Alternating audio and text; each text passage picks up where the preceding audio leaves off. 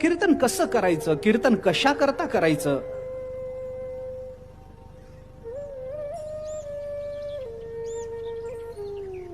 मामाने फार स्पष्टपणाने लिहिलंय, तेवढ्या स्पष्टपणाने आपल्याला बोलता येत नाही.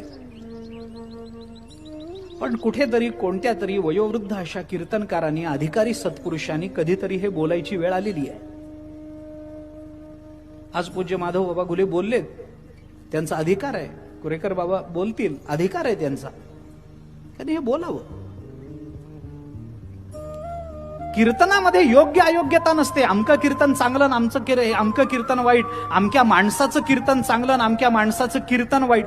कीर्तन वाईट नसतं, माणूस वाईट असेल. म्हणून आपल्या संस्थेमध्ये पत्रिका न छापण्याची पद्धत आहे. पत्रिका नाही आपल्याकडे. कारण का? माणसं हुशार आहेत, नाव बघून कीर्तनाला येतात.